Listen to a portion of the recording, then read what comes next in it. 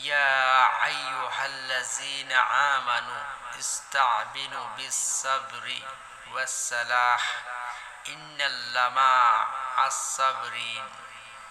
এর অর্থ, হে ঈমানদারগণ, তোমরা ধৈর্য ও সালাতের মাধ্যমে সাহায্য প্রার্থনা করো, নিশ্চয়ই আল্লাহ ধৈর্যশীলদের সঙ্গে আছেন।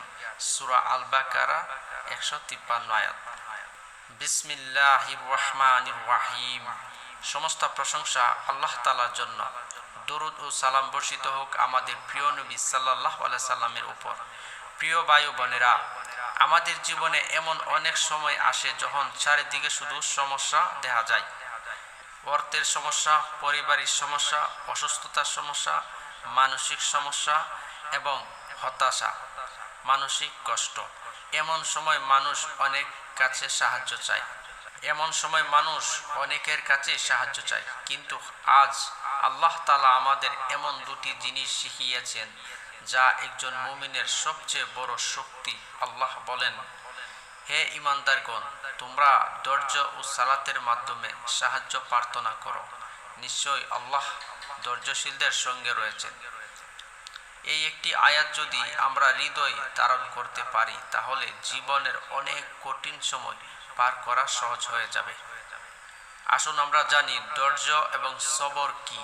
প্রিয় ভাই, অনেকেই মনে করে ধৈর্য মানে শুধু চুপচাপ কষ্ট সহ্য করা, কিন্তু ইসলামে সবর আরো বিশ্বস্ত।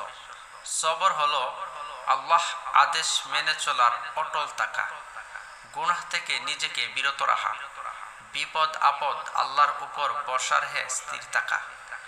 এবং সবর দুর্বলতার নাম নয়, সবর হলো ঈমানের শক্তি।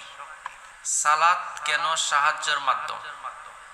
আল্লাহ এই আমাদের ধৈর্যের সঙ্গে সালাতের কথা একসঙ্গে বলেছেন, কারণ সালাত একজন বান্দাকে তার রবের সঙ্গে যুক্ত করে।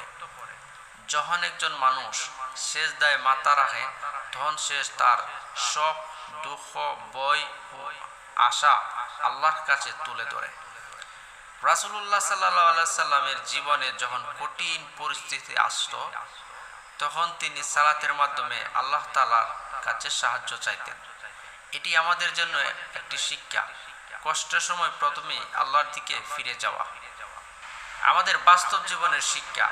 ধরুন, একজন মানুষ চাকরি হারিয়েছেন। তিনি চেষ্টা করেন নতুন কাজের জন্য, কিন্তু সেই সঙ্গে সালাত ও দোয়ার মাধ্যমে আল্লাহর কাছে সাহায্য চাইবেন।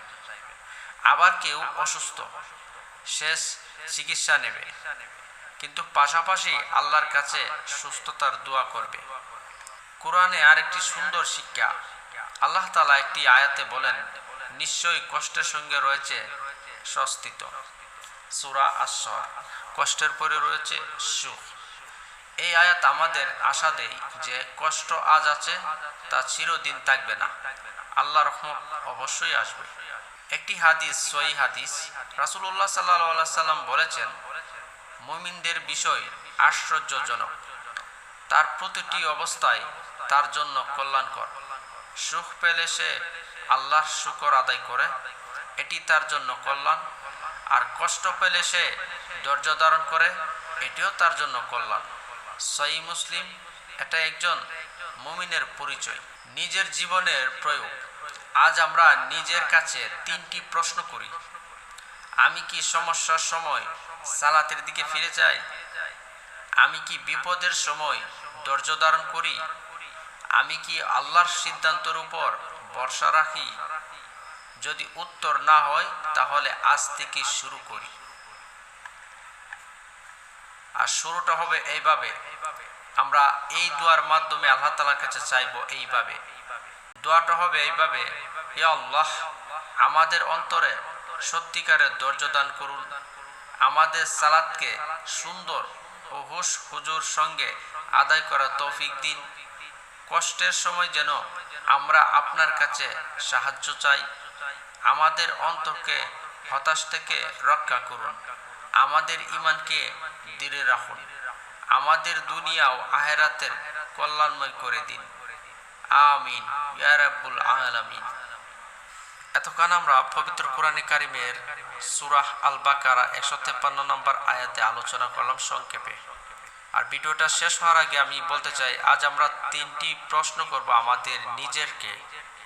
এই 3টি প্রশ্নের মাধ্যমে আমরা কি এগুলো করি নাকি এর মধ্যে কিছু মিস্টেক হয়। আর যদি আমরা না করি তাহলে আজ থেকে আমরা শুরু করি। আর যদি আপনি সবসময় করেন তাহলে এই ভিডিওর কমেন্টে বলবেন। আর ভিডিওটা ভালো লাগলে আপনি শেয়ার করে দিবেন, যারা না জানে তারাও যেন জানলো। এর মধ্যে আপনিও সাদাকা জারিয়ার সওয়াব পেয়ে যাবেন। আল্লাহ তাআলা যেন আমাদের কোরআন বুঝে এবং আমল করার তৌফিক দান করুক। আসসালামু আলাইকুম ওয়া রাহমাতুল্লাহি ওয়া বারাকাতুহু।